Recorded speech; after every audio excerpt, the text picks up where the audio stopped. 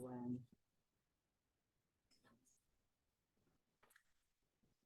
Well, good afternoon, everybody. I think we'll get started.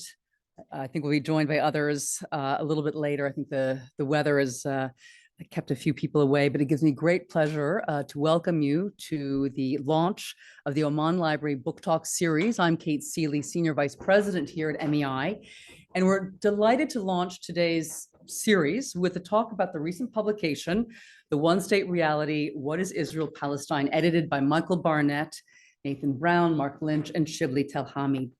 Future book talks will include analysis, memoir, history, and hopefully even fiction.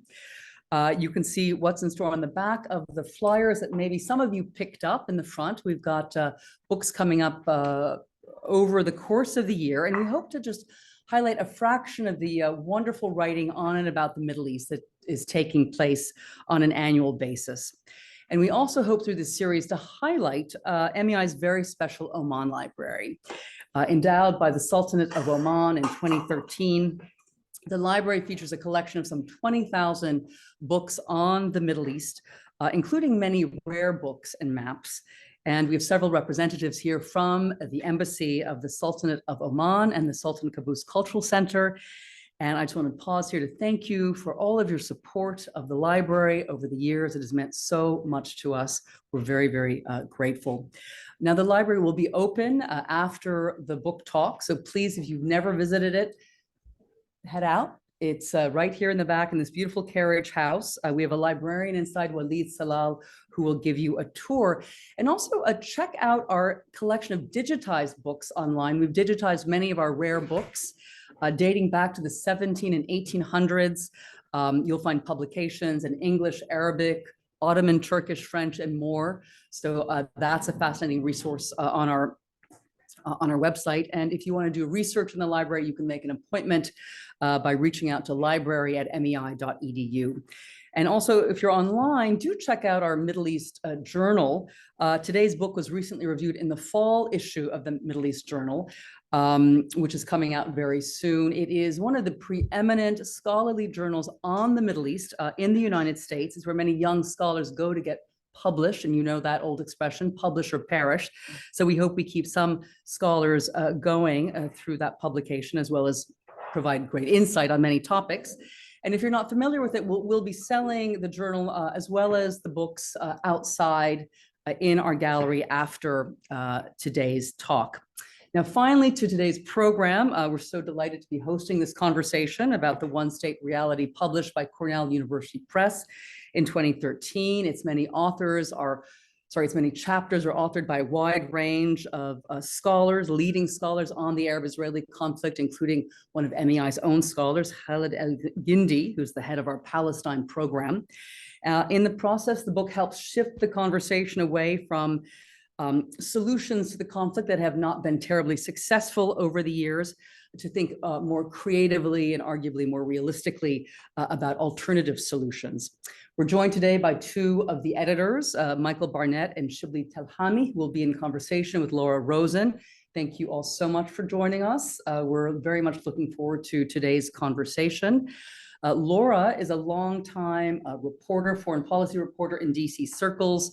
She has written for Foreign Policy, Politico, and El Monitor, and these days she reports for the Diplomatic newsletter on Substack and is a member of the Just Security editorial board. Laura, the floor is yours. And we have about an hour, during which time the gentleman will talk for 40 minutes or so, answer questions, and then we'll take questions from the floor. Thank you. Thank you. Can you hear me? Yes. Okay. Thank you, Kate, and to Faria Nasruddin, who helped organize this. It's an honor to be here at the Middle East Institute as part of the Oman Library Book Talk series with two of the co-authors and editors of the excellent new book, The One State Reality. For most of you here interested in the Middle East, our speakers need little introduction, so I'm going to skip the long list of their publications. Shibley Telhami is the Anwar Sadat Professor for Peace and Development at the University of Maryland and a non-resident senior fellow at the Brookings Institution. And for those of you who are still on Twitter, I recommend following him in addition to his current polling and scholarship. He offers photos of the wildlife and deer that come to his backyard for snacks.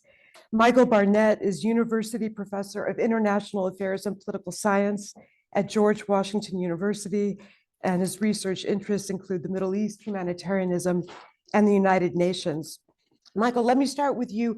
How did the idea for the book come about, and why do you think it's important for people, especially here in Washington, to acknowledge the current one-state reality, and how, if at all, is that distinct from advocating for a one-state or two-state or other outcome? Yeah, so there's the personal, which is people bumping into each other and, in elevators, and me having lunch with Shibley, who makes a great lunch, by the way.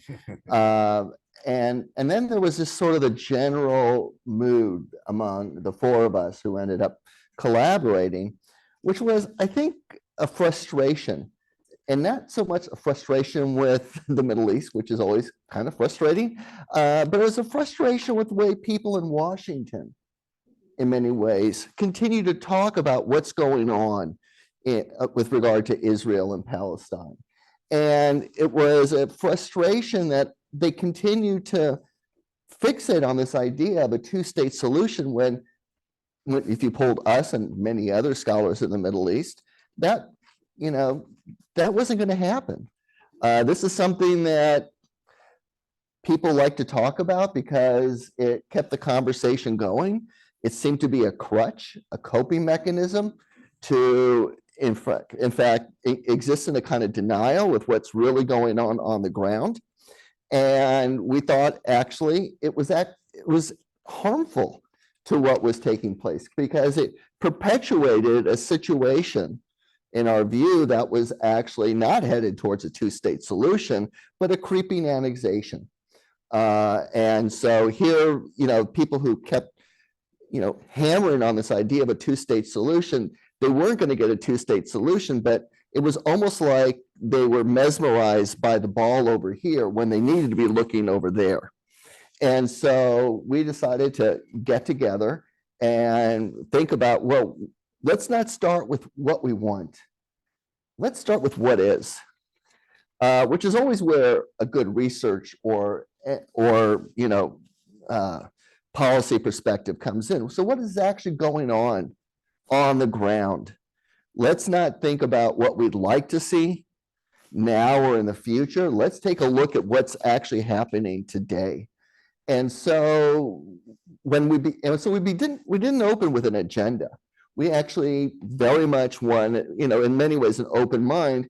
What's going on? What do we see in terms of the patterns? What are we seeing on the ground in terms of Israeli-Palestinian relations as it pertains to the possibility or the impossibility of a two-state solution? And so beginning in that way, which is, what's keeping this horrific status quo going, was for us a very fruitful way of proceeding. And as we began to, I guess, spread the word of what we wanted to do to our colleagues of Middle East, they had a similar frustration, that they also felt that there were important dynamics that were going on that were not getting the attention they deserved. And so, that began, it ended up being a several-year-long effort to put together a volume about, why it is that we think it's important to begin with the one-state reality. And then, of course, you have to name it. You can't just say, you can't just say what's going on, but then you need to give it a label. Try to figure out, how do we best think about this? And this is why we ended up with the label one state reality. I can't even remember if that was our innovation or if it belongs to Ian Lustig or somebody else, but it was neither, actually. It was a recommendation of one of the reviewers. Oh, okay. That's even better. Okay. And we know who the reviewer was. Yes. Yeah. Now we now, do. not No. then. It was a blind process. Yeah. But what's important is that, and this is the second part of your question, which is that at no time did we ever propose a solution. that was, that's above our pay grade. That was not something that we wanted to try and imagine. Rather, we thought that actually before we even get to the solution, we needed a really good MRI of what was going on. And then, then if there is a possible solution, that's for the parties to try to figure out. But we also say quite emphatically, at least in the foreign affairs piece that came out in the spring, is that we don't think the one state is a solution to anything. That in fact, this is simply further precarity. It's going to be combustible. This is a solution, and maybe the solution that the Israelis dream of, but it's not the solution from the perspective of the Palestinians. So if you don't have one of the major parties in agreement, then you really don't have a solution on your hands. Shibley, let me put a variation of the question to you. Who in Washington is afraid of acknowledging the one-state reality? Does it make things awkward for US politicians? And does it threaten American support for Israel, or do anything to pressure US policymakers to try to make the lives of Palestinians in Israel more equal? Thanks, first of all, for the Thank question you. and for doing this. And thanks to the Middle East Institute for hosting us, Kate and Paul. Thank you so much. And I tell you, I had not been to this place since you've remodeled it, and it is gorgeous. I'm going to come here more often just for that. Forget the ideas; it's the place. It is beautiful. So thank you for hosting it. Yeah, I want to answer this, but I want to just expand a little bit on what Michael said first, just to put it in a little bit of further context. Now, the four of us who edited the book and most of the contributors to the book are political scientists. So this is, so we're looking at it from the point of view of really senior political scientists who've been thinking about this issue. And all of us have been supporters of a two-state solution. So in fact, before it was popular. And in fact, if it was to miraculously appear tomorrow morning, I think all four of us would say, grab it. Yeah. So we're not coming at it analytically against a two-state solution. We don't even preclude it in some distant future in the space where we don't know what's going to happen in the future, right? So this is obviously one of many possibilities. So just to put that in perspective, we're not coming at it as critics of two-state, right? We're coming at it in terms of starting where we are, realistically assessing where we are. And so that assessment was in some ways, as Michael said, it was really a process of discovery. We didn't have we didn't start with an answer even to the description of what it is. I mean, what we've realized, of course, all of us had the reason we got into it is that we've been saying ourselves, including everybody else, saying it's 10 minutes to midnight for two states. 10 minutes, and that lasted maybe 2 decades of people saying it's 10 minutes to midnight. And obviously, something is wrong when that happens. So we're all, and you go on the ground and where people are, what, people give up on it. And we know the reality, and we know that, the prospects of two-state today are worse than they were 5 years ago. And 5 years ago, they were worse than they were 5 years before, and so forth and so on. So that's what got us obviously into it. And we just to add to this, because I don't want to just focus on the editors and our contributions, we of course benefited from a lot of people who've been thinking about this. I mean, you mentioned Ian Lustig, of course, he had written about this before as well. He has a contribution. So we have some fabulous chapters in the book by contributors who, added value. We learned from the process because this was, as I said, a discovery process. So we have, like Yael Berta from the Hebrew University, and who wrote an excellent article about mobility regimes. Gershon Shafir talked about the rise of religious Zionism in Israel and how we got to the point where we are. Yusuf Moneya wrote about settler colonialism. The people talked about sort of how the authorities essentially subcontract in the process of this.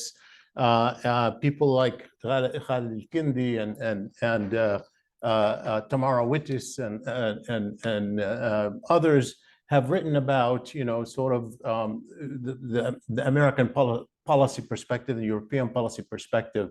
This obviously is something that we reached the conclusion that it's a one-state reality, and the original title, actually, when we submitted to the publisher, it was, "What is Israel-Palestine?" We didn't even have an answer. Yeah. And then one of the reviewers cleverly said, you're actually saying it's a one-state reality, so why don't you put it up front? And so that's when we brainstormed and we decided to go actually with the title, because that was a conclusion that came out. It wasn't really the original question. But I want to say two more things about the context before we talk about the American piece. One thing is sort of the grappling with the American role. I mean, we're all for American political scientists, and obviously based in American institutions, and I've written about aspects of American foreign policy. So it was important to us to address that issue, and even more so in the Foreign Affairs article, because as Michael said, we were really not into recommending even policy in this book. Even the people that talked about policy, like the contributors, they were more about what is likely to happen, or how would this one-state reality impact the policy of the different parties, rather than here's what they should do. So we didn't really engage in that conversation, but we engaged in it a little bit more in the Foreign Affairs piece that we wrote, because that was obviously a little bit more of policy-oriented. And we pulled out a theme that had been very clear to us. And that is, it isn't only a one-state reality, that is an awful one-state reality. We're not celebrating this. We're, as Michael said, we think it's an awful, unjust reality. It's not something that's, should be tolerated. And that the role of the United States in that reality, the American enabling of that reality, was really the most striking analytical thing that we pulled out, at least for the article.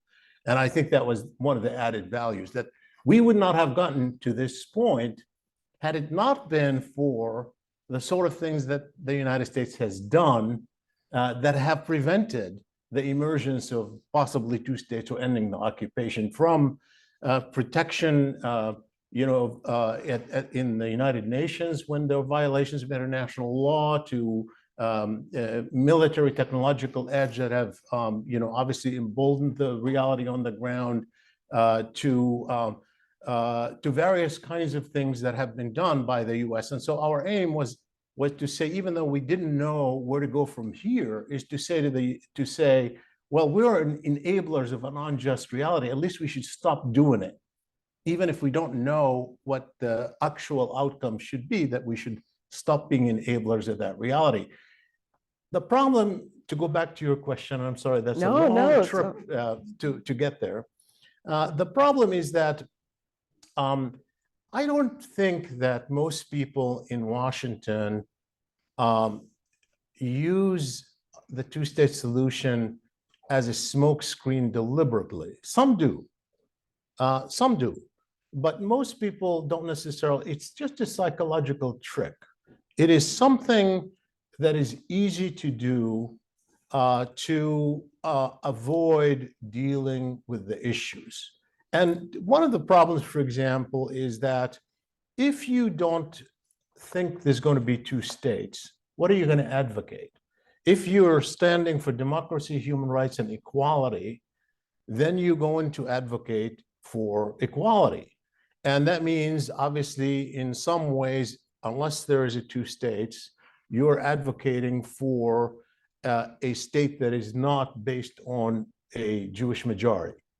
And that's hard for politicians to do. The American political mainstream isn't really wired to deal with that.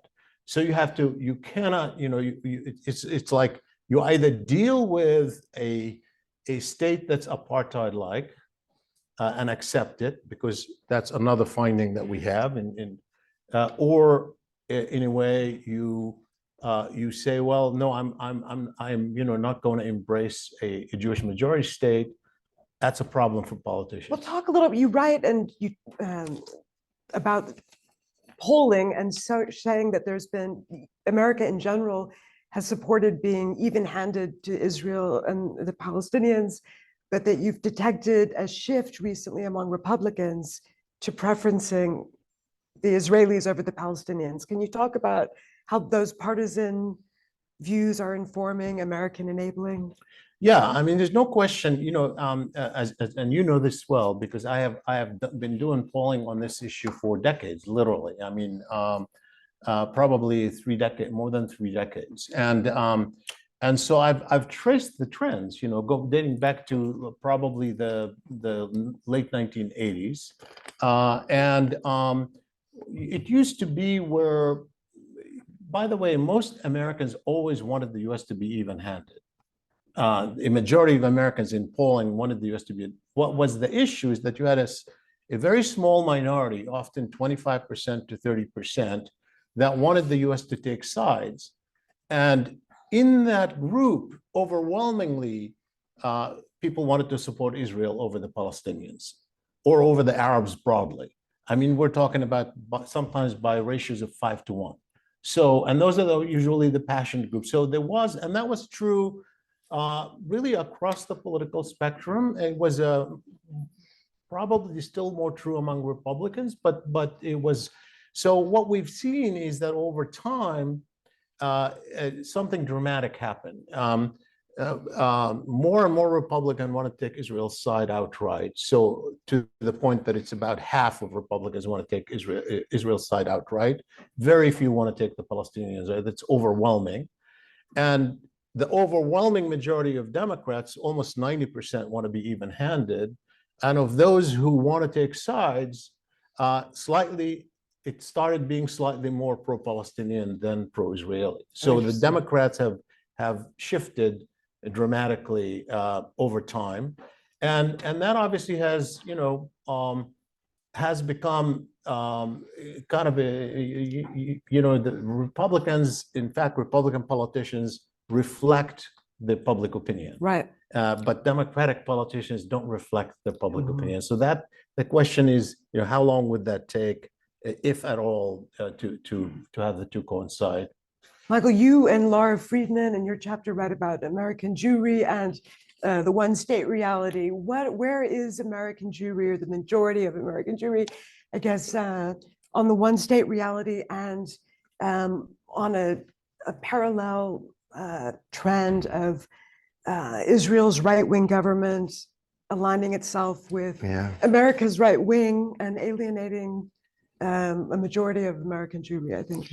Yeah, no, I think it's, well, we're still waiting to see how this shakes out. This has been as in everything Israel and the Jewish American community over the last 2 decades, it's a hot potato. And it's dividing, synagogues, it's dividing other, members of the Jewish American community. And a lot of it, at least as I've always thought about it, is that Jewish Americans have actually historically been ambivalent about the idea of a Jewish state. That it really took the Holocaust and the creation of the state of Israel before Jewish Americans fully got on board.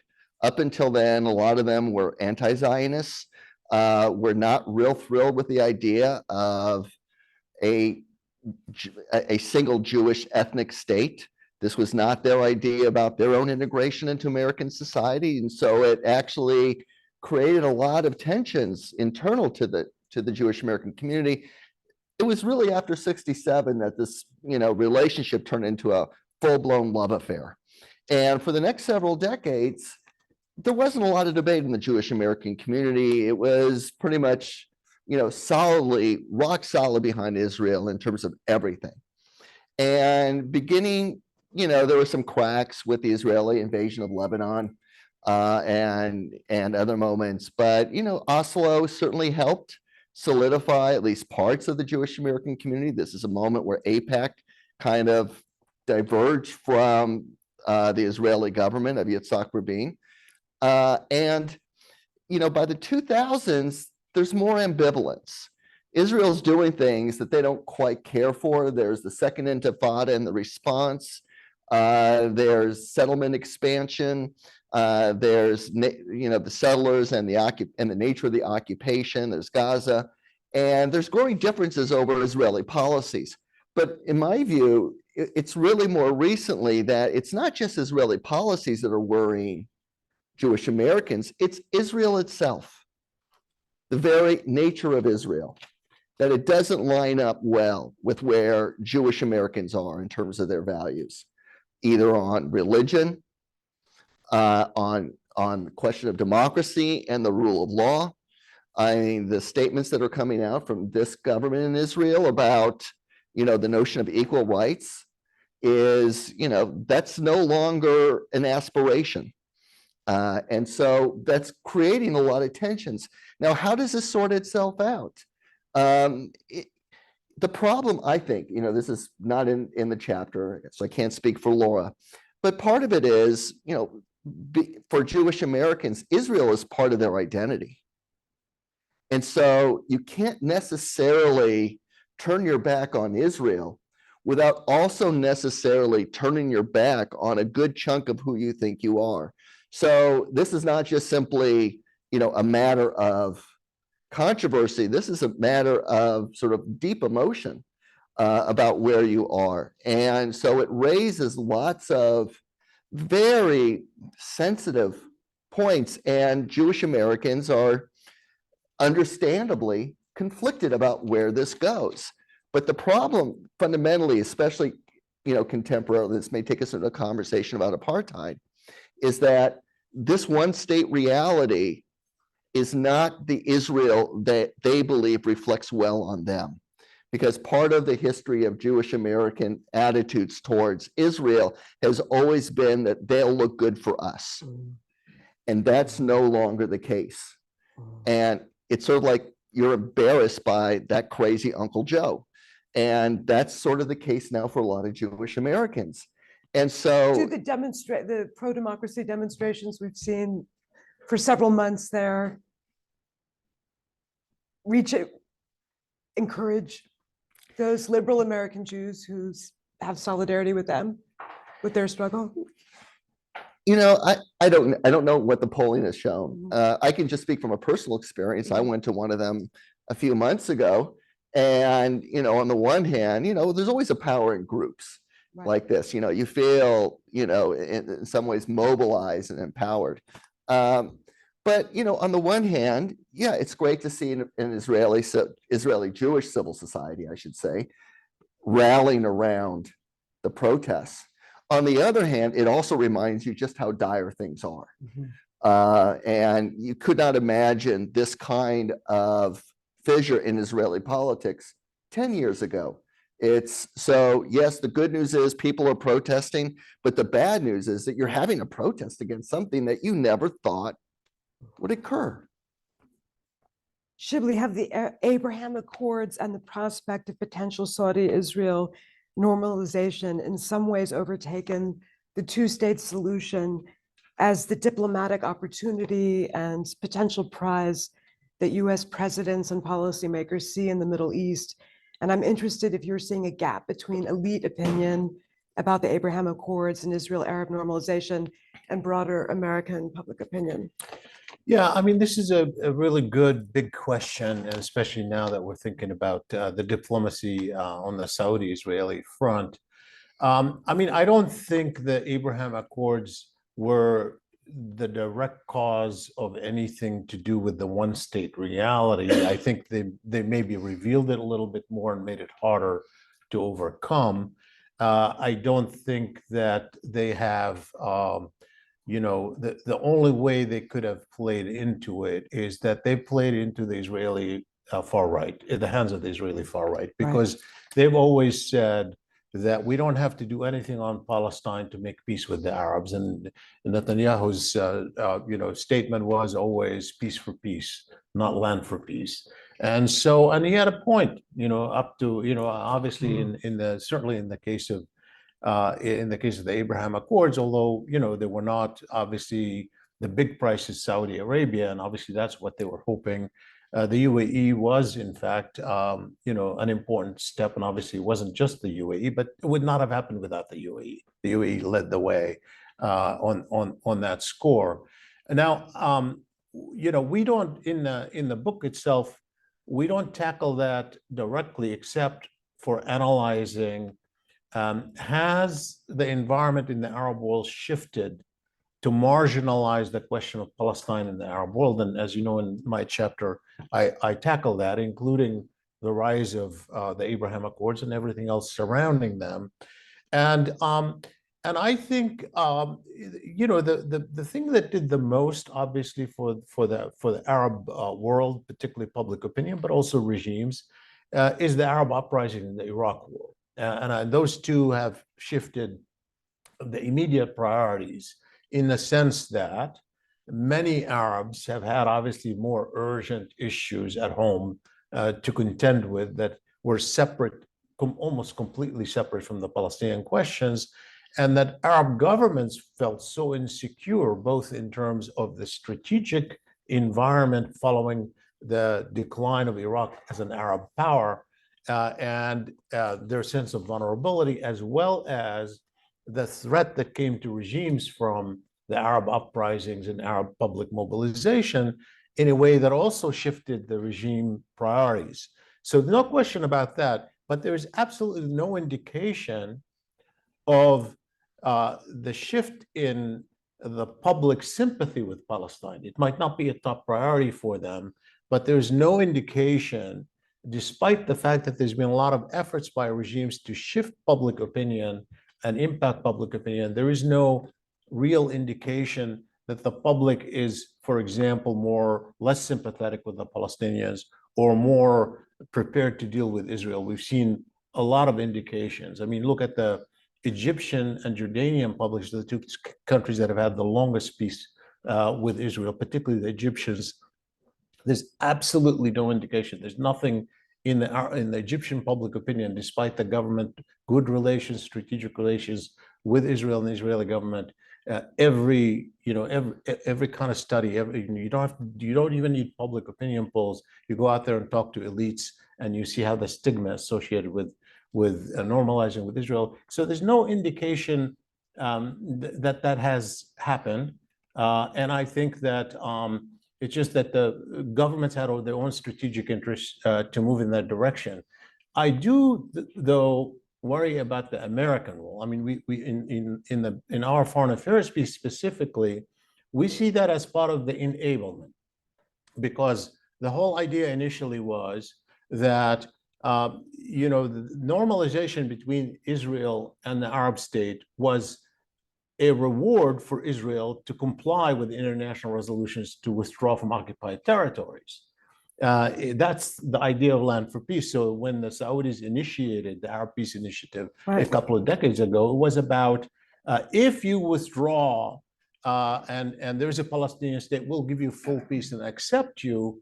And then when you take that away, then you're obviously removing one of the biggest incentive within Israeli politics to move forward. And most of that is coming from the US, because every Arab country that made peace with Israel made it not for Israel. Maybe Egypt did because they had to withdraw, but I wrote a book on this. And even that was done mostly for the US. That every Arab country has done it because of the US. So it's the American leverage and what the US was offering. The Saudis are now trying to make peace with Israel, not in order because they want something from Israel. They want something from America. And so we are the ones who are offering. We're the ones who are putting this out as an incentive. And we shouldn't waste that leverage when it's working against our interests and against our values in Israel-Palestine. The Biden aides, Brett McGurk and Barbara Leaf and Tim Lenderking, have been in Saudi Arabia this week. Palestinian Authority officials have been there as well, meeting with the Saudis about what they might seek from Israel-Saudi normalization. Do you all have thoughts? I know it's beyond the scope of the book a little bit, but of what the Palestinians might be able to get from that deal if it's not a sovereign state. I don't think they're going to get anything. We were just chatty before the event. And, my sense is that while the discussion is framed on what will the Palestinians get as a side payment for all this, I think the answer is as little as possible. It reminds me a little bit of the Israeli-Egyptian, conversation prior to normalization, which was, let's give them smoke and mirrors. have at least the language that makes it look like we're doing something for the Palestinians. And then we'll take care of that, that public relations problem, and we'll get to the real issues. So I just don't see, governance of the territories by the Israelis is such a high priority issue that there's almost little I can imagine that the Israelis would do that would actually give something of real substance to the Palestinians. And I'm not even sure that the Saudis are necessarily asking for that either. Shibley, do they have, the Saudis have more prestige in some ways at stake in the Palestinians getting something meaningful from this deal? Yeah, first of all, in terms of their interest in having something done on Israel-Palestine is actually high for the public opinion. Let me tell you why. Let's say what they want strategically, uranium enrichment, a nuclear program, and mutual defense agreement, or some kind of guarantees for the defense by the United States. Honestly, this doesn't resonate with the Saudi public. I mean, these are like abstract issues. They're important for the regime, hugely important for the regimes, right? They want them, but this is not something you say, oh, I got uranium from the US. I mean, I'm sorry, that's not gonna be something. I'm making peace with the enemy of the Muslim world as they portrayed it before. And I'm going to get enrichment uranium from the US. I don't think it's going to be like the kind of most persuasive argument. So the Saudis actually need some kind of fig leaf, even if it's going to be a serious fig leaf. In fact, that's going to be the biggest argument with their own public. Whatever else they're going to get that's more important for them as a regime, they're still going to need to sell it for the public. The problem, I think, is twofold. One is, I don't think the chances of an agreement are high, even aside from Israel-Palestine. I don't think our own public and our own Congress is going to sign on to defend Saudi Arabia over an agreement with Israel. I just don't see it. I honestly think that's actually a very remote. I don't see how a government, a Biden administration can sell it to Republicans and Democrats alike. And so I'm not sure that's going to happen.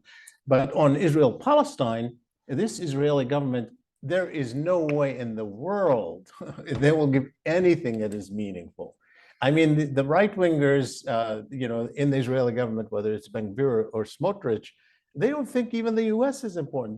They've gotten so arrogant about their posture that they say, so we can live without American support. So it's not like and so what's the Saudis? The Saudis need us. Yes, we want the deal, but we can live without the Saudi deal. Their commitment to the West Bank is far greater. And, if Netanyahu were to agree to give anything meaningful, I think the whole government would collapse. So I don't honestly think that there's anything, realistic. But then the deal itself may not happen altogether, regardless of Israel-Palestine. It seems to be a deal that the Americans want more than the two parties in some ways. Oh, the Israelis very much want it. Yeah. And the Americans. But the Americans We're not seem sure. really, Yeah, I don't know that. yeah. I don't know if you all heard, NPR had a report this week about because Israel's seeking entry into the U.S. visa waiver program, and I think it may happen by the end of the month. They've had to grant American Palestinians the same freedom of movement in Israel and the Palestinian territories as they grant other Americans. And did you hear the report that interviewed Palestinian Americans landing at the Ben Gurion airport and able to travel all around? And they were saying, on the one hand, it's better than before. On the other hand, it's painful because Palestinians don't have these freedoms. Anyhow, do you see the U.S. Pushing to have incremental improvements for the lives of various groups that it can push for, and then try to incentivize Israel to provide those improvements as the U.S. tiptoes to acknowledging the one-state reality? So for me right now, the most important thing that needs to be discussed is not, will there be a two-state solution? Can there be a confederation? But it's rather, what can be done for the Palestinians right now? They need protection. Okay, this is about protection. And the idea that somehow we need to keep giving the Israelis incentives in these various ways to do things that they're supposed to do anyway under international law is, I don't want to say it's incorrect, but it's not very helpful. And so rather than, for instance, rather than saying we're going to fast track you, what if you said, you know what, this is off the table until we see real protection of Palestinians in the territories on the ground. And in many ways, you know, think of it as something that you will withhold until you get action that you want. Don't grant it in advance. Once you grant it in advance, you know, it's not going away. And so I think we need to, you know, these are levers that the Americans have, and talk about enabling. You know, this is something Israelis deeply want. Okay, I understand. Then work for it. And when you work for it, we'll give it to you. But don't, you know, give them the present and then expect a change in behavior. We haven't really seen that work out over the last 20 years. Yeah, and you know, I think with the administration, I mean, we have to remember that you know, writing the book, we were not really trying to change administration policy. As I said, we didn't even write about it. I mean, part of the reason we had to make that decision because people say, you know, once you say it's one state, you kind of lose everybody who's for two states, and you're not engagement. They don't even want to talk Well, to that's you not anymore. what you, yeah, that's not what you're doing. You can't do that because you know, we are at a point where it's a critical juncture in Israel-Palestine where you know, one cannot preclude massive violence on a scale we have not seen in recent years, and displacement on a scale we have not seen in this year in a long time. And for us, you know, part of it was to change the discourse around the public discourse, the academic discourse, to force a different conversation, not so much to have a direct impact on. Usually, I don't expect, honestly, I don't expect the administration, any administration, to say, oh, they're right, it's one state reality, so let's change our policy. It's not going to happen. Biden isn't going to say that. They're all going to be You for told me they two-state. would.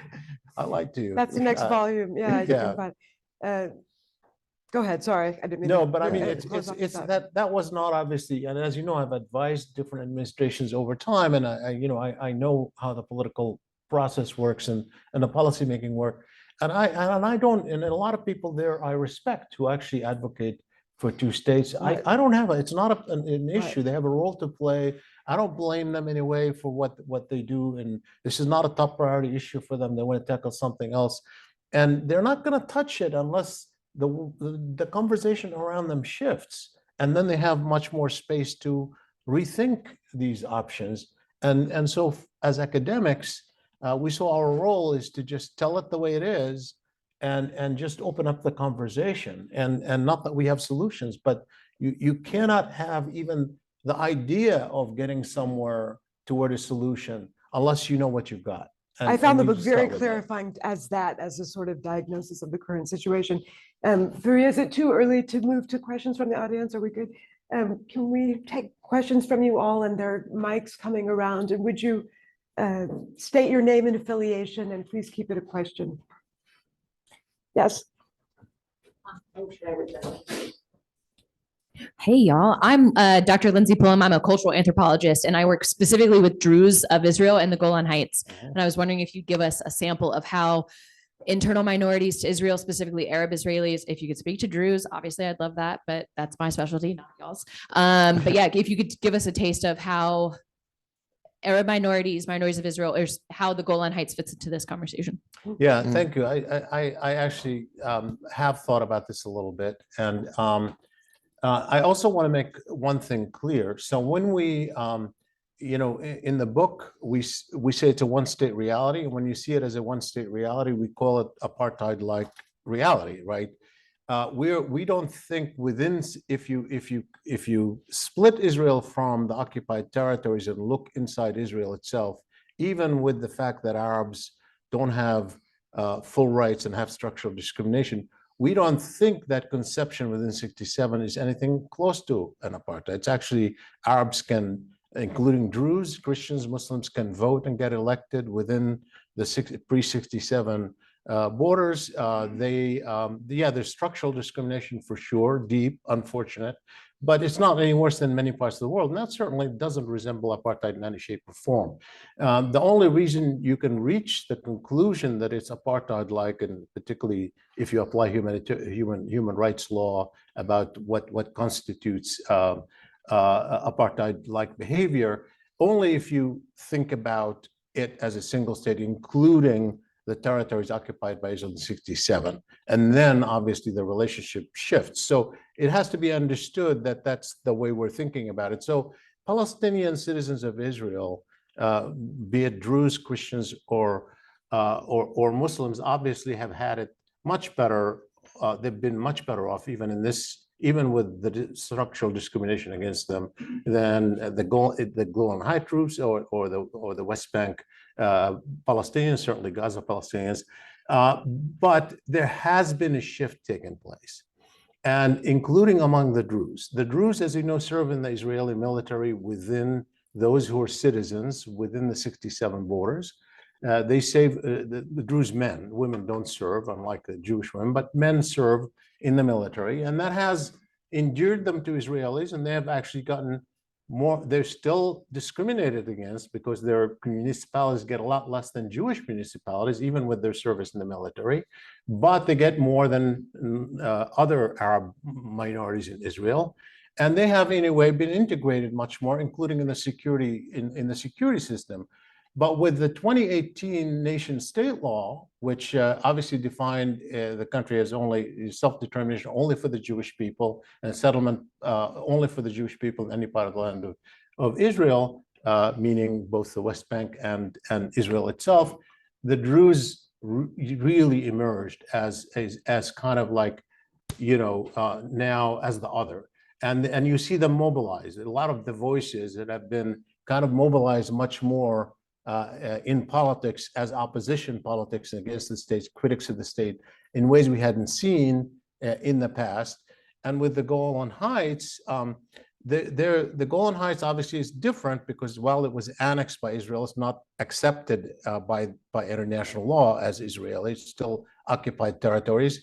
More importantly, the Druze in the Golan Heights have retained their Syrian identity. They've actually, despite their closeness culturally to the Druze inside Israel, they've retained their independence and the rejection of full integration into Israel. And there has been some issues of late in the development of the Golan Heights that have mobilized the Druze of the Golan Heights, and in the process generated more sympathy for them among the Druze in Israel. So this is an ongoing story. It's now kind of, it's become Jews and non-Jews in some ways, but a tiered system.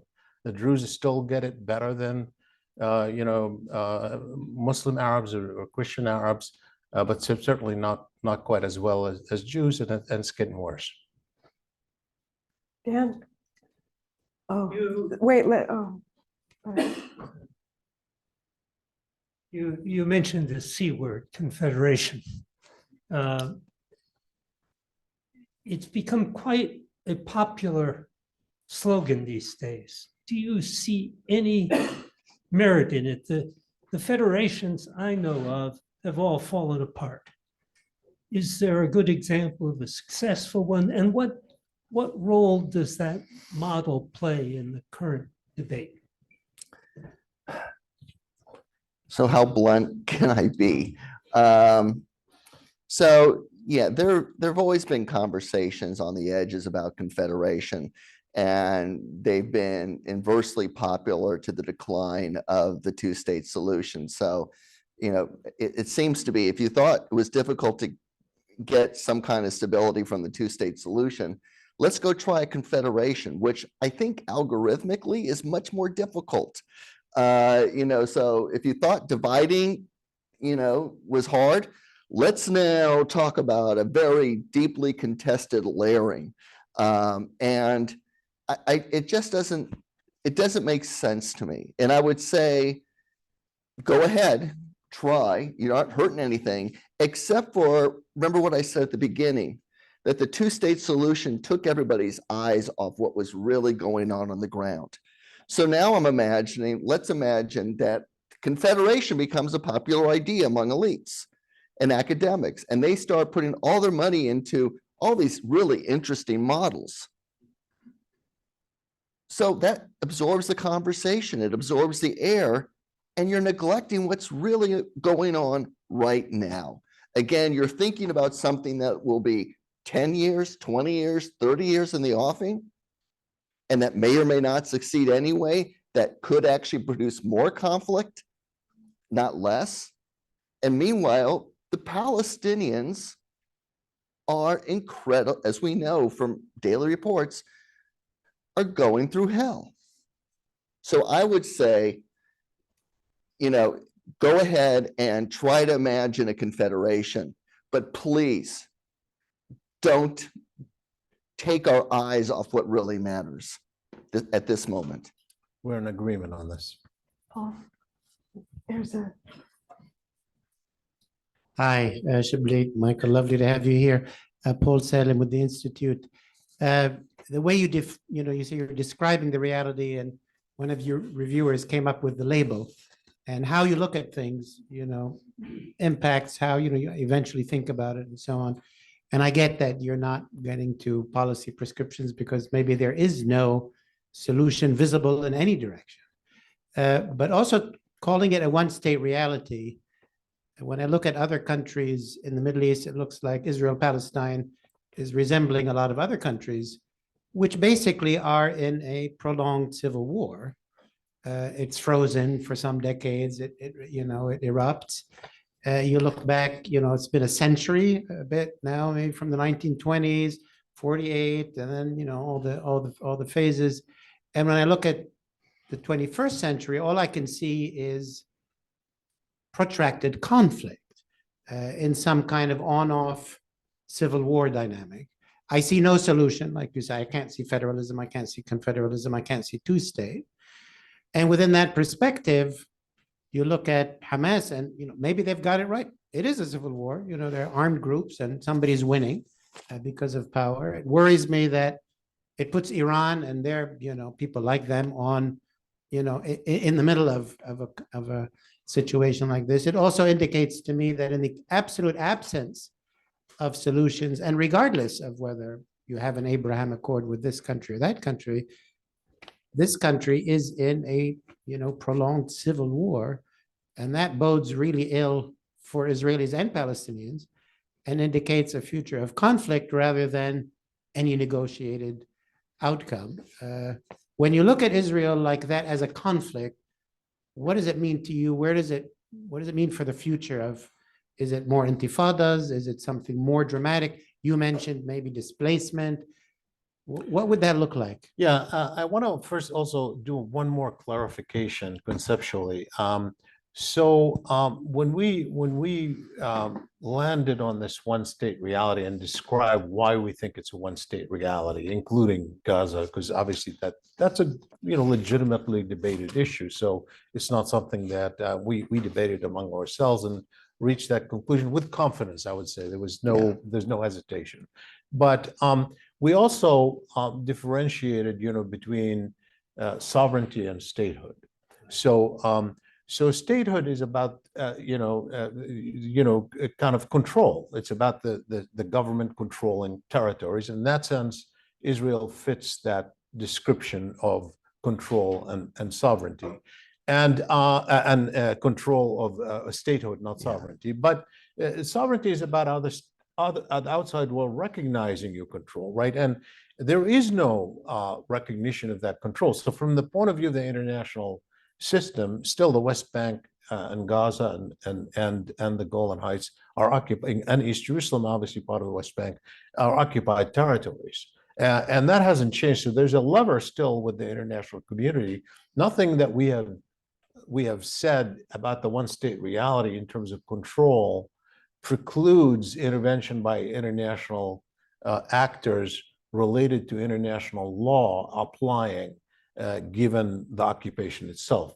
So those two go hand in hand. It is what you pass judgment about who controls, who really is running the show, what kind of relationship you have. Is it permanent or is it temporary? How is it changing? Those judgments you could make. So I want to make that clear because some people think that aren't you accepting a one state giving up? No, I mean, we're not theoretically precluding two states down, or for that matter, confederation. It's hard. I agree entirely with Michael. But if someone were to get there, I say embrace it. As long as our position, particularly stated in foreign affairs, is the principle has to be equality and mutual respect in a system. And I don't care what form it takes.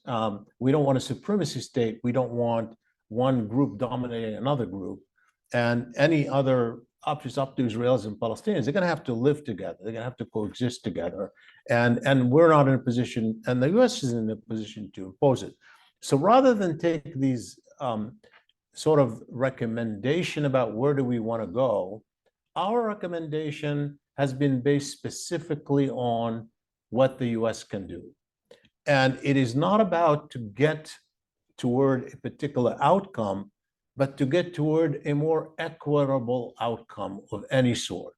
And that's why we put all our effort into stop being an enabler. So we have a path that we think can create a change for the better that would put pressure on more and more equity coming from multiple directions that might force Israelis and Palestinians to reconsider to where they want to get. So our aim, therefore, in the kind of conflict reduction is stop being enablers. And I think we are enabling, and this administration has been disappointing in that regard because they came in with a democratic sentiment wanting to be more equitable. And they have, when the issue of settlements came up at the United Nations, they prevented it from prevented a vote, put pressure on it, putting a lot of effort into it. They're going into the effort with Saudi Arabia with no obvious plan on Israel-Palestine. It's not driving the issues. And that's expending American capital that is further enabling. And think about even the process. So we're talking about whether or not they succeed in getting a deal between Israel and Saudi Arabia between now and the election. Look at all the energy now going where? It shifted the conversation. It basically, instead of we're talking about the several attacks today by settlers against Palestinians that are taking place today, or the statements or some of the things that are happening in Israel's own system, the judicial process. Instead of that being a subject conversation, everyone's talking about the Saudis and the Israelis. And it's legitimizing the governments, it's legitimizing the discourse about it's taken away, all of the things that we should be doing and focusing on that. So that's our approach to dealing with it.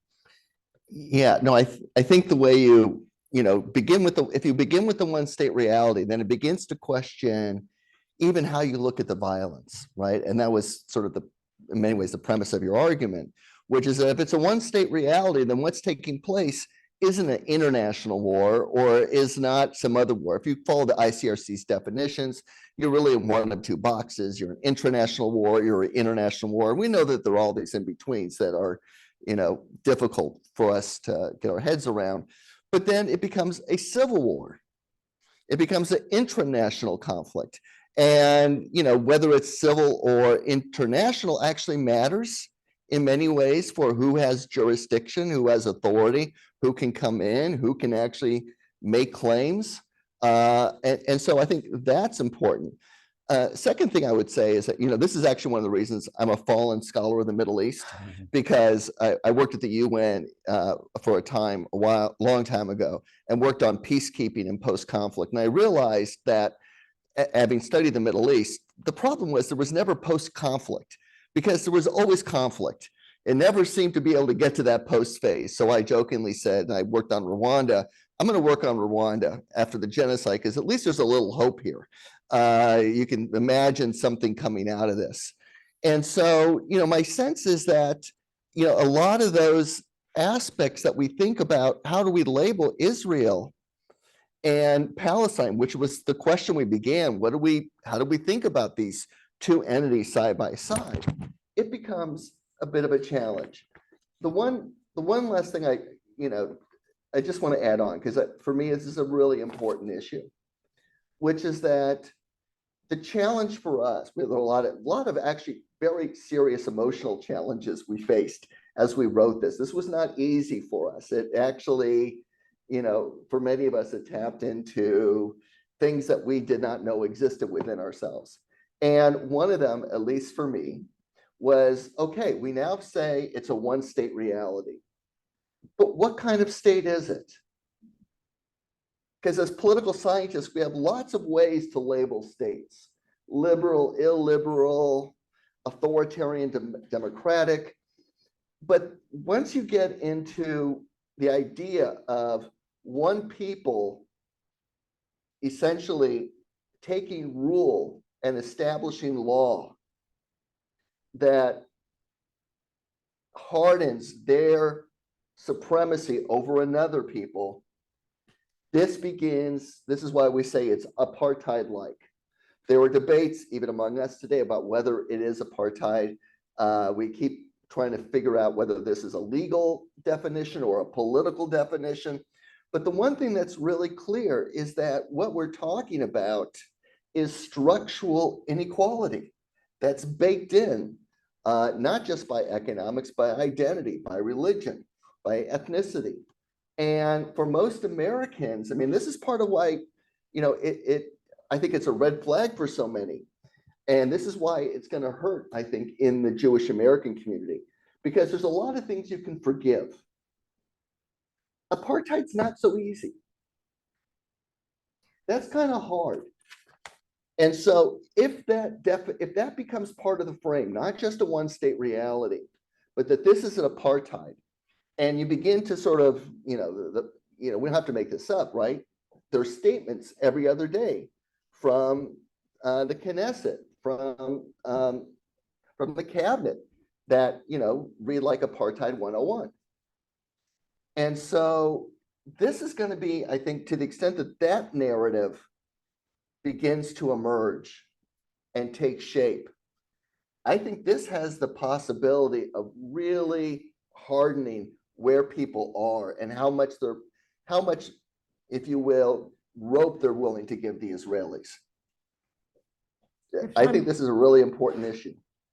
If I may ask the final question, you say that you're not putting forward policy prescriptions, but Shibley, you mentioned that you lay out an equitable path.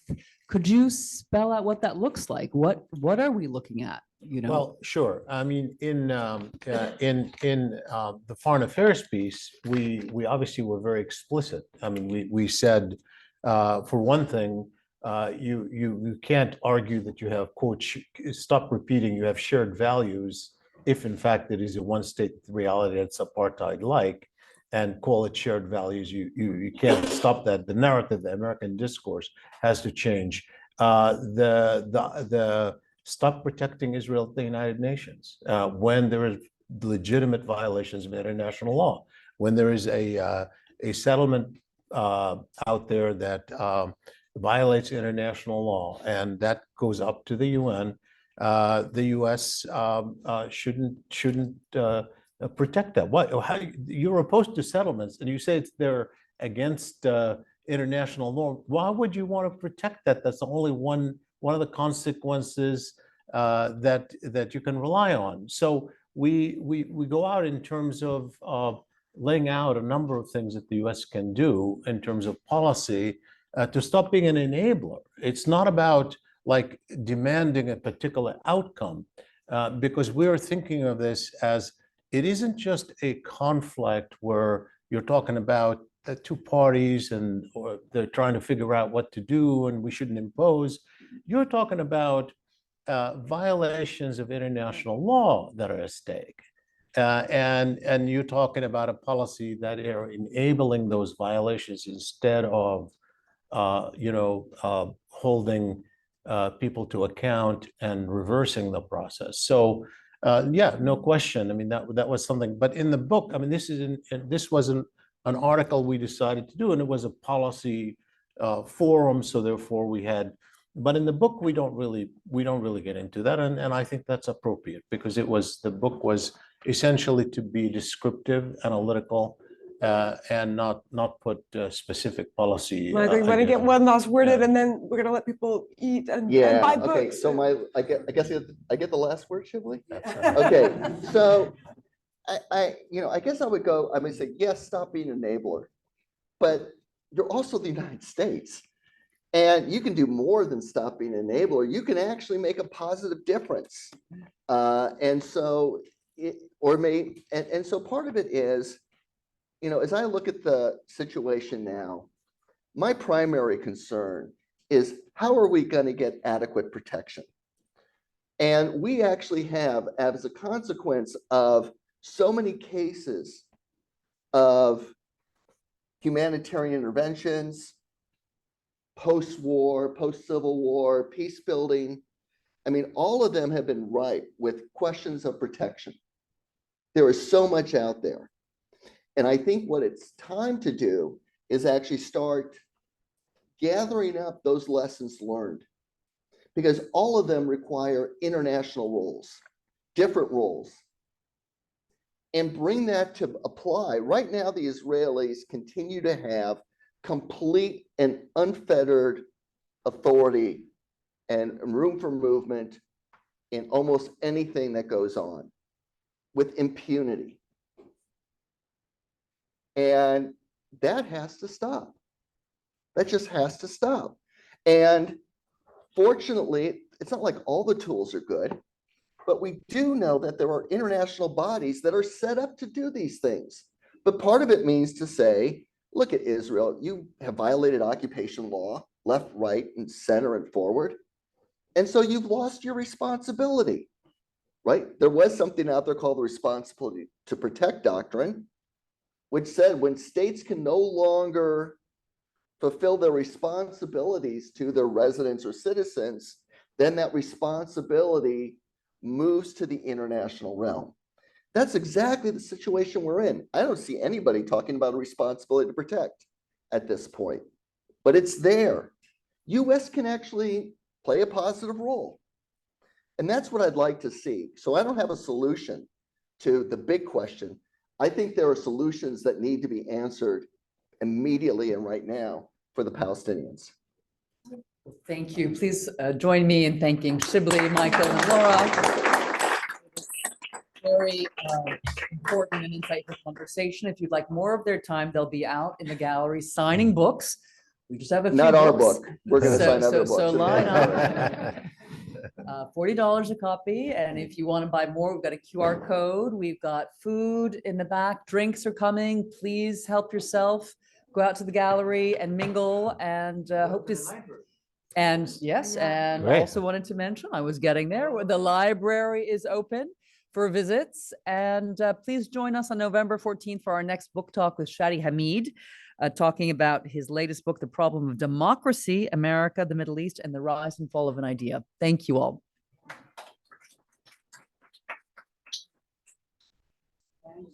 Thank you. Thank you. Thank you. I get a lot of credit to